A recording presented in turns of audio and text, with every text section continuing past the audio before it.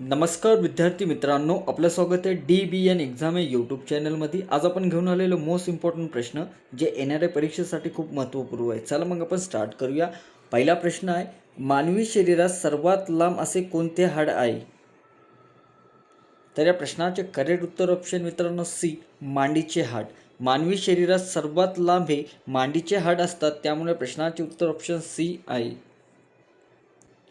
प्रश्न क्रमांक 2, कॅलरी हे कशाचे परिणाम आहे? तर या प्रश्नाचे करेक्ट उत्तर ऑप्शन ए, ऊर्जा। कॅलरी हे ऊर्जाचे परिणाम आहे, त्यामुळे प्रश्नाचे उत्तर ए आहे। प्रश्न क्रमांक 3 आहे, अणूच्या केंद्रात टिंब नसतात। तर या प्रश्नाचे उत्तर ऑप्शन सी, इलेक्ट्रॉन। अणूच्या केंद्रात इलेक्ट्रॉन नसतात, त्यामुळे प्रश्नाचे उत्तर ऑप्शन सी आहे। प्रश्न क्रमांक 4 आहे, मलेरिया हा रोग टिंबमुळे होत असतो। तर या प्रश्नाचे करेक्ट उत्तर ऑप्शन बी, प्लाझ्मोडियम याच्या मच्छरामुळे मलेरिया हा रोग होत असतो, त्यामुळे प्रश्नाचे उत्तर ऑप्शन बी आहे। मित्रांनो, तुम्हाला व्हिडिओ आवडत असेल तर नक्की लाईक करायला विसरू नका आणि आतापर्यंत चॅनलला जॉईन झाला नसेल तर सर्वात प्रथम चॅनलला जॉईन करा। प्रश्न क्रमांक 5, 1 हॉर्स पॉवर म्हणजे किती वॅट? तर या प्रश्नाचे करेक्ट उत्तर option C, 746 watt. 1 horsepower म्हणजे 746 वॅट। या प्रश्नाचे उत्तर ऑप्शन सी आहे। प्रश्न क्रमांक 7, स्वराज्य पक्षाची स्थापना खालीलपैकी कोणी पुढाकार घेतला? तर या प्रश्नाचे उत्तर ऑप्शन सी, मोतीलाल नेहरू यांनी स्वराज्य पक्षाची स्थापना करण्याची पुढाकार घेतलेला होता, त्यामुळे प्रश्नाचे उत्तर ऑप्शन सी आहे। प्रश्न क्रमांक 7, लोकमान्य टिळकांनी कोणते इंग्रजी वृत्तपत्र प्रकाशित केले होते? तर या प्रश्नाचे उत्तर ऑप्शन डी, मराठा। लोकमान्य टिळकांनी मराठा इंग्रजी वृत्तपत्र सुरू केले होते, त्यामुळे प्रश्नाचे उत्तर ऑप्शन डी आहे। प्रश्न क्रमांक 8, सविनय कायदेभंग चळवळ केव्हा सुरू झाली? तर या प्रश्नाचे उत्तर ऑप्शन ए, 1930 मध्ये सविनय कायदेभंग चळवळ सुरू झालेली होती, त्यामुळे प्रश्नाचे उत्तर ए आहे। प्रश्न क्रमांक 9 आहे, भारताचा शेवटचा गव्हर्नर जनरल व पहिला व्हाईसरॉय कोण होता? तर या प्रश्नाचे उत्तर ऑप्शन बी, लॉर्ड भारताचा शेवटचा गव्हर्नर जनरल व पहिला व्हाईसरॉय होता, त्यामुळे प्रश्नाचे उत्तर ऑप्शन बी आहे। प्रश्न क्रमांक 10 आहे, शिवजयंती उत्सव महाराष्ट्रात सुरू करणारे राष्ट्रवादी व्यक्ती कोण होते? तर या प्रश्नाचे उत्तर ऑप्शन ए, बाळ गंगाधर टिळक हे शिवजयंती उत्सव महाराष्ट्रात सुरू करणारे राष्ट्रवादी व्यक्ती आहे, त्यामुळे प्रश्नाचे उत्तर ए आहे। प्रश्न क्रमांक 11, अभिनव भारत संघटनेचे संस्थापक कोण होते? तर या प्रश्नाचे उत्तर ऑप्शन ए, वी. दा. सावरकर हे अभिनव भारत संघटनेचे संस्थापक होते, त्यामुळे प्रश्नाचे उत्तर ए आहे। प्रश्न क्रमांक 12, रक्ताचा शोध कोणी लावला? मित्रांनो, तुम्हाला या प्रश्नाचे उत्तर येत असेल तर नक्की कमेंट करायला विसरू नका। प्रश्न क्रमांक 13, धार्मिक स्वातंत्र्य हक्क कोणत्या हक्कामध्ये मोडतो? तर या प्रश्नाचे उत्तर ऑप्शन ए, मूलभूत हक्क। धार्मिक स्वातंत्र्य हक्क हे मूलभूत हक्कामध्ये मोडतात, त्यामुळे प्रश्नाचे उत्तर ए आहे। प्रश्न क्रमांक 14, राज्यपाल कोणाचा प्रतिनिधी आहे? तर या प्रश्नाचे उत्तर ऑप्शन सी, केंद्र सरकार। राज्यपाल हा केंद्र सरकारचा प्रतिनिधी आहे, त्यामुळे प्रश्नाचे उत्तर ऑप्शन सी आहे। प्रश्न क्रमांक 15 आहे, मुख्यमंत्र्याची नियुक्ती कोण करतो? तर या प्रश्नाचे उत्तर ऑप्शन डी, राज्यपाल। राज्यपाल हा मुख्यमंत्रीची नियुक्ती करत असतो, त्यामुळे प्रश्नाचे उत्तर ऑप्शन डी आहे। प्रश्न क्रमांक 16, महाराष्ट्रातून लोकसभेचे किती सदस्य निवडले जातात? तर या प्रश्नाचे उत्तर ऑप्शन बी, 48 सदस्य। महाराष्ट्रातून लोकसभेला 48 सदस्य निवडून जातात, त्यामुळे प्रश्नाचे उत्तर ऑप्शन बी आहे।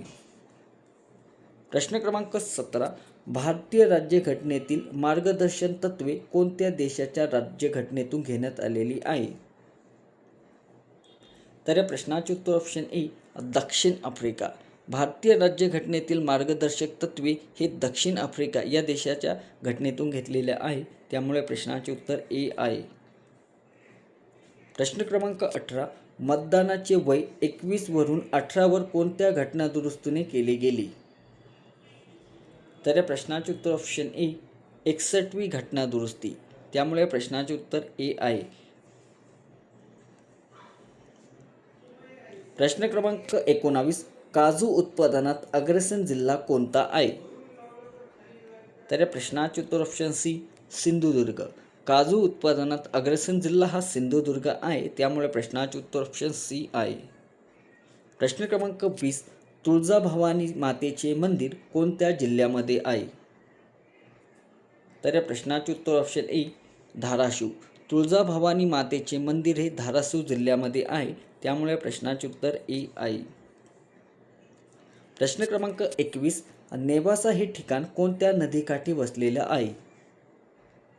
तर प्रश्नाचे उत्तर ऑप्शन बी प्रवरा नदीवर नेवासा हे ठिकाण वसलेलं आहे, त्यामुळे प्रश्नाचे उत्तर ऑप्शन बी आहे. प्रश्न क्रमांक 22 आहे. सह्याद्री पर्वतास कोणत्या दुसऱ्या नावाने ओळखतात? तर या प्रश्नाचे करेक्ट उत्तर ऑप्शन सी पश्चिम घाट. सह्याद्री पर्वतात दुसऱ्या नावाने पश्चिम घाट या नावाने ओळखतात, त्यामुळे प्रश्नाचे उत्तर ऑप्शन सी आहे. प्रश्न क्रमांक 23. महाराष्ट्रातील पहिले वायू विद्युत प्रकल्प कोणत्या जिल्ह्यामध्ये आहे? तर या प्रश्नाचे उत्तर ऑप्शन सी सिंधुदुर्गमध्ये. महाराष्ट्रातील पहिले वायू विद्युत प्रकल्प हे सिंधुदुर्गामध्ये आहे, त्यामुळे प्रश्नाचे उत्तर ऑप्शन सी आहे. प्रश्न क्रमांक 24. मुंबई हे नाव कोणत्या खनिज उत्पादनासाठी निगडीत आहे? तर या प्रश्नाचे उत्तर ऑप्शन सी पेट्रोलियम. मुंबई हे नाव पेट्रोलियम या खनिज उत्पादनासाठी निगडीत आहे, त्यामुळे प्रश्नाचे उत्तर ऑप्शन सी आहे. प्रश्न क्रमांक 25 आहे. महाराष्ट्रात महत्त्वाचे व मोठे जंगल उत्पादन कोणते? तर प्रश्नाचे उत्तर ऑप्शन डी सागवान.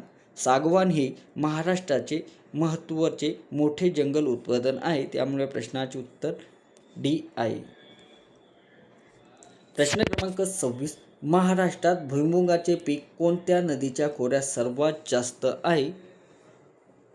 तर या प्रश्नाचे उत्तर ऑप्शन ए कृष्णा नदी. महाराष्ट्रात भुईमुगाचे पीक हे कृष्णा नदीच्या खोऱ्यामध्ये सर्वात जास्त आहे, त्यामुळे या प्रश्नाचे उत्तर ए आहे. प्रश्न क्रमांक 27. समता संघ कोणी स्थापन केला? तर या प्रश्नाचे उत्तर ऑप्शन बी महर्षी कर्वे यांनी समता संघाची स्थापना केलेली आहे, त्यामुळे प्रश्नाचे उत्तर ऑप्शन बी आहे. प्रश्न क्रमांक 28. मुलीसाठी पहिली शाळा कोणी सुरू केली? तर या प्रश्नाचे उत्तर ऑप्शन ए महात्मा ज्योतिबा फुले यांनी मुलीसाठी पहिली शाळा सुरू केलेली आहे, त्यामुळे प्रश्नाचे उत्तर ए आहे. प्रश्न क्रमांक 29. राज्यपाल राजीनामा कोणाकडे देतो? तर या प्रश्नाचे करेक्ट उत्तर आहे मित्रांनो ऑप्शन ए राष्ट्रपतीकडे आपला राजीनामा देत असतो राज्यपाल, त्यामुळे प्रश्नाचे उत्तर ए आहे.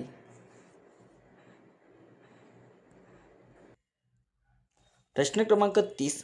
जीभ वळणे या वाक्यप्रचाराचा अर्थ काय आहे?